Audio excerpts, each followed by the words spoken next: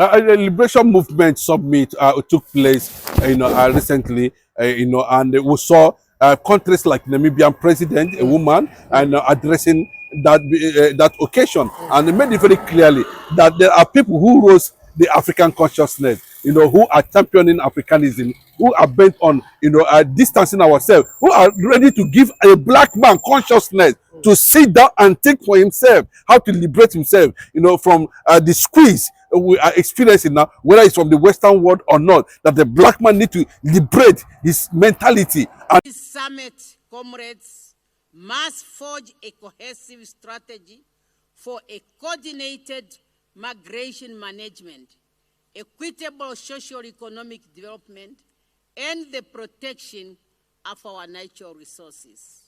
We need to commit to building international alliances to amplify our forces and resist exploitation while remaining true to the principle of human rights, peaceful conflict resolution, and multilateralism. Comrades, the time for the revolution renewal has come.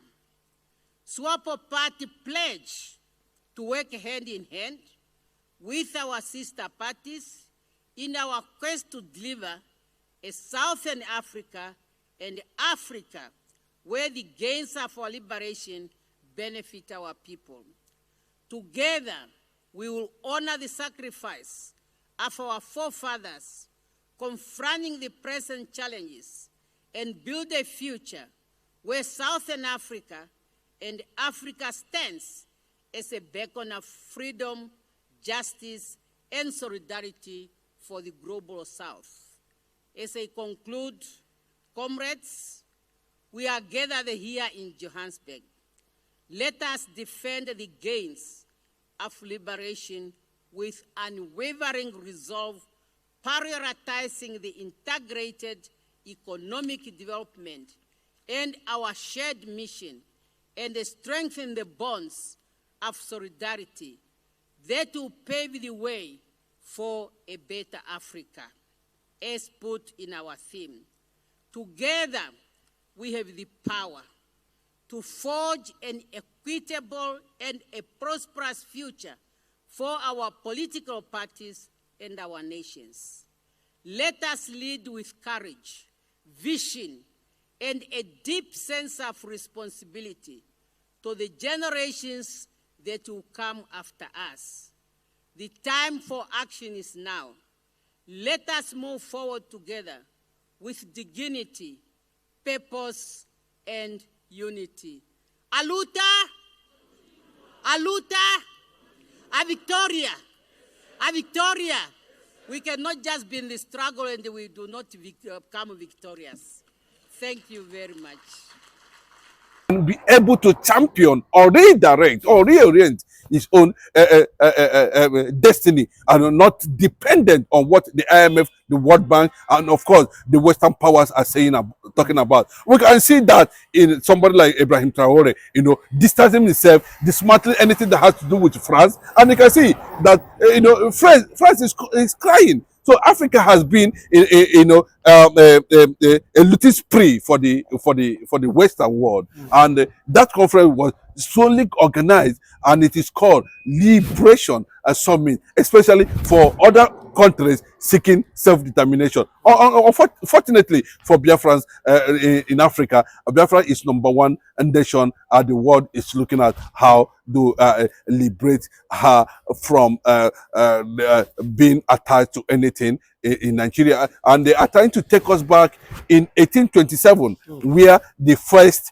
Biafra British treaty was signed before Nigeria even came into existence, and that document is still very dear. Yes, before they have already, Biafra and Britain have already signed a treaty. These are what we are talking about. A lot of people does not know. There's nothing Nigeria will offer Biafrans that Biafrans cannot offer themselves. As simple as that. And it is time for us to understand it very clearly that there's no two ways about it. The system, the judiciary, the legislature, everything is not working. Those who believe in Nigeria are the ones creating disunity in Nigeria. And this disunity is being factored with Islamic and Fulanization agenda. Then they cry for liberation and to run to countries who feel that this is purely injustice and the world needed to do anything. First of all, we have to start from Africa, and that is what the that liberation conference is all talking about. We are surprised that the Chinese government also, sent a delegate and made it very clearly that, I think it is time because to recognize Nnamdi Kanu, his sacrifices and all that. So Nnamdi Kanu has gone beyond, what people think. Unfortunately for them, they underrated him, but his impact speaks volumes among diplomatic circles around the world. But let me just say it very clearly as the way it is now. The representatives of that conference, has called for, a total dismantling of anything that will stop Biafra at the end of the day. And that's the essence of that. Then the most interesting thing is that the most countries that recognized the nation called Biafra in 1967 were part of this liberation summit, and they have insisted that we must go ahead and do it again. Surprisingly, to many people, the agitation for recognition of Biafra has taken an African dimension. The African leaders, and then, fortunately, Namibia is spearheading that campaign now, and some other African institutes, are also at that level currently now. And you can see at every point in time, they make reference to Nnamdi Kanu, as is a freedom fighter, I think, little above Nelson Mandela currently now. And he's been celebrated for, standing against, forces of oppression and marginalization, and speaking the truth to the global world for final liberation of Biafra. So that's what the summit is all about. He had in South Africa, and subsequently, a lot of things happened there. He sent a strong signal to Asurok currently now. We don't know the direction Ramaphosa is coming from. I remember the current president of South Africa, Ramaphosa, Cyril Ramaphosa, if I am correct, has called for the release of Nnamdi Kanu. But do you not think that, because do you not think that the Nigeria government will not be perturbed as regards, the South African and the Namibia, drumming support for Biafra? Because, I feel Nigeria might think that they are bigger than this, this other, countries, and they will feel that, why should they be really disturbed by South Africa and Namibia drumming support for the Biafra? But do you think that if South Africa and Namibia really come together and support, the Biafra with other nations, do you think that with this, do you think that the Biafra freedom is already sacrosanct? Let me just tell you, immediately Bola Ahmed Tinubu left ECOWAS as the chairman, a lot of things opened up. Access came. People begin to have access to ECOWAS, have access to AU, and this, all those people that were blocking access to the leadership of AU and all that are no more. So they have more access now, and the doors are more open now, and that is why we are seeing these revelations coming, from different angles.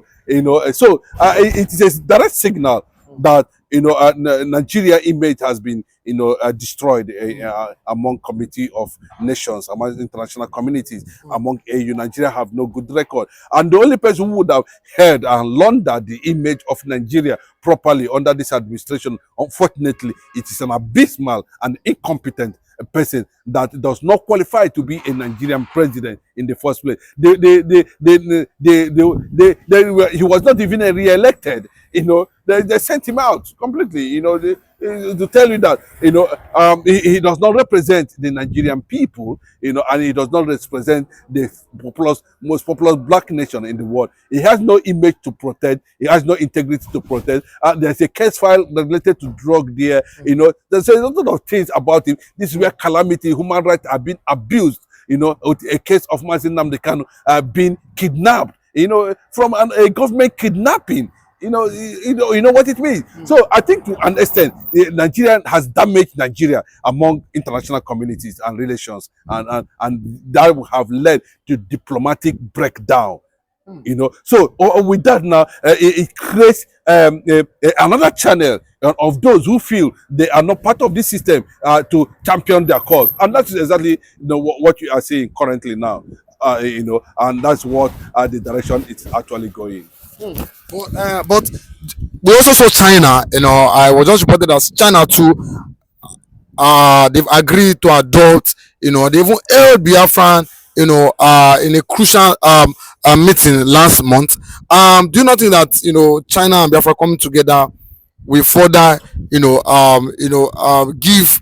the Biafrans, because we know that for a fact that China are one of the most developed country presently in the world, technology wise. Do you think that and we know who the Biafrans are in terms of ideology, in terms of in terms of business? Do you not think that when these two come together, do you not think do you not think this is why the Nigerian government are kind of perturbed as regards China and Nigeria, Biafra coming together? The only option left for them on the table, is nothing but the reality on ground. Nigeria has been compromised built in corruption. Every other thing about Nigeria is corrupted, and if it continues like this, the burden will fall on those who want to define their own destiny. The Biafrans want to define their destiny, and the world have heard them clearly. I'm not only hearing them clearly, there are proofs. They check things, they check record, they check some other things. You discover there are really proofs, that see, this thing cannot be coupled together.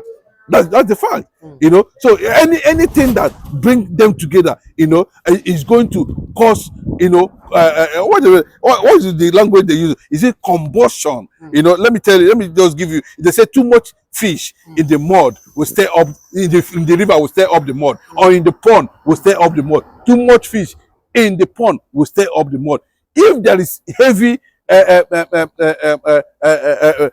pressure on a cargo, it will sink. The corruption has brought a lot of things on Nigeria. Nepotism, tribalism, bigotry, a lot of, and the highest corrupt things happens here in Nigeria. But the Igbos are being targeted at the end of the day. So if you look at all those things, pointing to that direction, and with proof that among all these things, these people are still thriving to survive. I can tell you what is happening in China currently now. I can tell you that the Chinese knows a race called the Igbo people, because they are there and they are not involved. They did legitimate businesses in China.